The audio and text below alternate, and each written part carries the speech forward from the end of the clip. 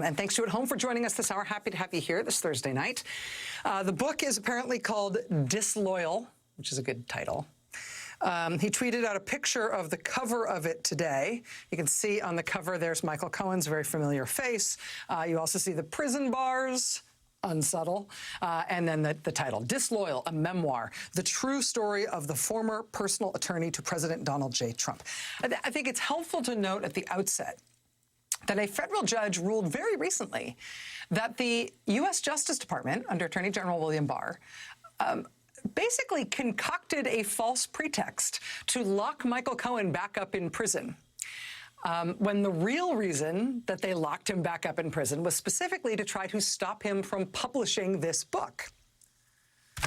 I mean, you know, note to corrupt law enforcement figures of the future or the present, if you're going to jail someone to try to stop their book from coming out, you better A, succeed, or B, prepare yourself for the fact that in taking that kind of swing at somebody, you have just made a lot more people want to read that book. If for no other reason than to figure out why, you know, the president's attorney general would go through these kinds of acrobatics illegally, according to a federal judge, to try to make sure this never saw the light of day. Boy, is there no better way in our culture to get people interested in something than to tell them they can't see it, to tell them it's too dangerous for them to lay eyes on it. Well, we still don't have the whole book, but we do have what are apparently the first pages of it, the foreword. And here's some of it. Disloyal, the foreword. The President of the United States wanted me dead. Or let me say it the way Donald Trump would. He wouldn't mind if I was dead. That was how Trump talked, like a mob boss, using language carefully calibrated to convey his desires and demands, while at the same time employing deliberate indirection to insulate himself. Driving south from New York City to Washington, D.C. on I-95 on the cold, gray winter morning of February 24th, 2019, en route to testify against President Trump before both houses of Congress, I knew he wanted me gone before I could tell the nation what I know about him. Not the billionaire celebrity savior of the country, or the lying lunatic, not the tabloid tycoon or self-anointed chosen one, not the avatar at real Donald Trump of Twitter fame, but the real Donald Trump, the man very, very, very few people know. If that sounds overly dramatic, consider the powers Trump possessed and imagine how you might feel if he threatened you personally. Heading south that day, I wondered if my prospects for survival were also going in that direction. I was acutely aware of the magnitude of Trump's fury aimed directly at my alleged betrayal. I was wearing a baseball cap and sunglasses, and I kept the speedometer at 80, avoiding the glances of other drivers. Trump's theory of life, business, and politics revolves around threats and the prospect of destruction, financial, electoral, personal, physical, as a weapon. I knew how he worked because I had frequently been the one screaming threats on his behalf as Trump's fixer and designated thug. Ever since I'd flipped and agreed to cooperate with Robert Mueller in the special counsel's office, the death threats had come by the hundreds, on my cell phone, by email, snail mail, and tweets on Facebook, enraged Trump supporters vowing to kill me. And I took those threats very seriously. The president called me a rat and tweeted angry accusations at me as well as my family. All rats deserve to die, I was told. I was a low-life Judas they were going to hunt down. I was driving because I couldn't fly or take the train to Washington. If I had, I was sure I'd be mobbed or attacked. For weeks, walking the streets of Manhattan, I was convinced somebody was going to ram me with their car. I was exactly the person Trump was talking about when he said he could shoot and kill someone on Fifth Avenue and get away with it. My mind was spinning as I sped toward D.C. For more than a decade, I'd been at the center of Trump's innermost circle. When he came to my son's bar mitzvah, a generous gesture that I found touching, he told my then 13-year-old boy that his dad was the greatest, and that if he wanted to work at the Trump Organization when he grew up, there would always be a position for him. "Your family," Trump said to my son. And I effing believed him. Sitting in the green room on the morning of my testimony before the House Oversight Committee, I began to feel the enormous weight of what was about to happen. For some reason, after all that I'd been through and all that I'd put my family and the country through, waiting in that room was the moment when the gravity of what was about to happen truly hit home.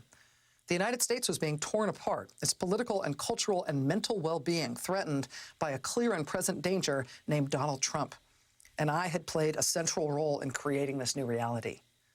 To half of Americans, it seemed like Trump was effectively a Russian-controlled fraud who had lied and cheated his way into the White House. To the other half of Americans, to Trump's supporters, the entire Russia scandal was a witch hunt invented by Democrats still unable to accept the fact that Hillary Clinton had lost fair and square in the most surprising upset in the history of American presidential elections. Both sides were wrong.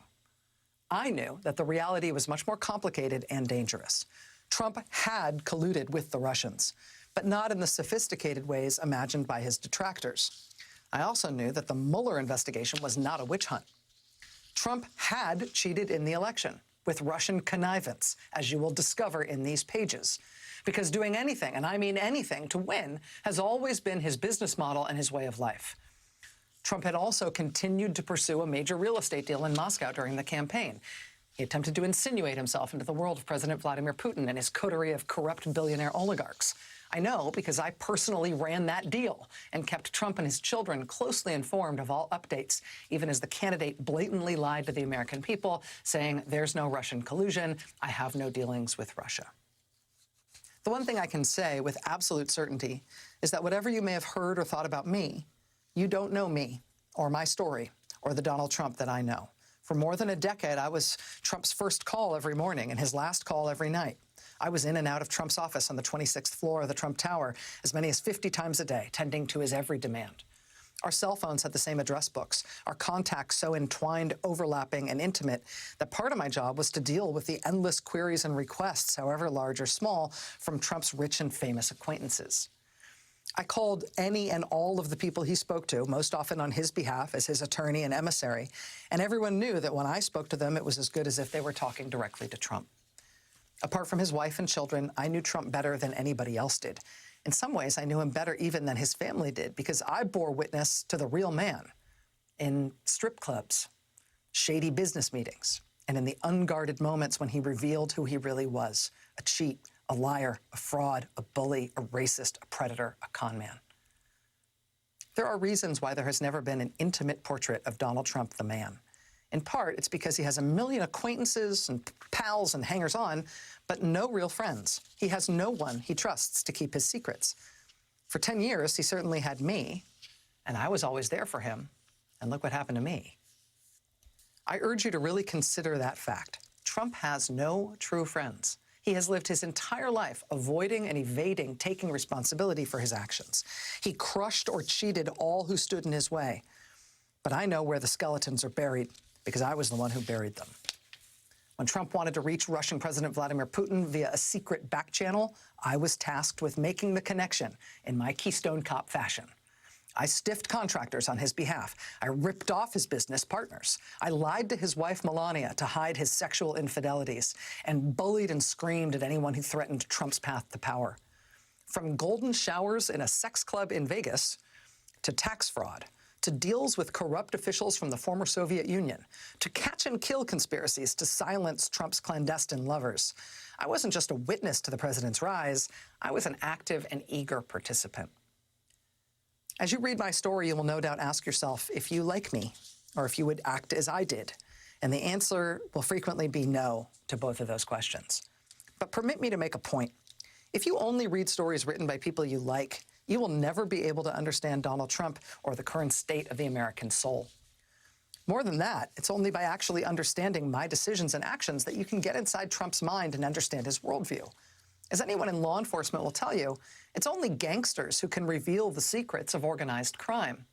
If you want to know how the mob really works, you've got to talk to the bad guys. I was one of Trump's bad guys. In these dangerous days, I see the Republican Party and Trump's followers threatening the Constitution, which is in far greater peril than is commonly understood. I see them following one of the worst impulses of humankind, the desire for power at all costs. Now, sitting alone in an upstate New York prison, wearing my green government-issued uniform, I've begun writing this story longhand on a yellow legal pad. I've often written before dawn, so not to be disturbed in my thoughts when my fellow inmates awoke. I had to report to the sewage treatment plant where some of us worked for a wage of $8 a month. As the months passed by and I thought about this man I knew so well, I became even more convinced that Trump will never leave office peacefully. The types of scandals that have surfaced in recent months will only continue to emerge with greater and greater levels of treachery and deceit. If Trump wins another 4 years, these scandals will prove to be only the tip of the iceberg. I'm certain that Trump knows he will face prison time if he leaves office, the inevitable cold karma to the notorious chance of lock her up. But that's the Trump I know, in a nutshell. He projects his own sins and crimes onto others, partly to distract and confuse, but mostly because he thinks everyone is as corrupt and shameless and ruthless as he is. It's a poisonous mindset I know all too well. Whoever follows Trump into the White House, if the president doesn't manage to make himself the leader for life, as he has started to joke about, and Trump never actually jokes, whoever follows him into the White House will discover a tangle of frauds and scams and lawlessness. Trump and his minions will do anything to cover up that reality, and I mean anything. I have lost many things as a consequence of my decisions and mistakes, including my freedom. But I still retain the right to tell this story about the true threat to our nation and the urgent message for the country it contains. It's signed Michael Cohen, writing at the time from Otisville Federal Prison in Otisville, New York. Now,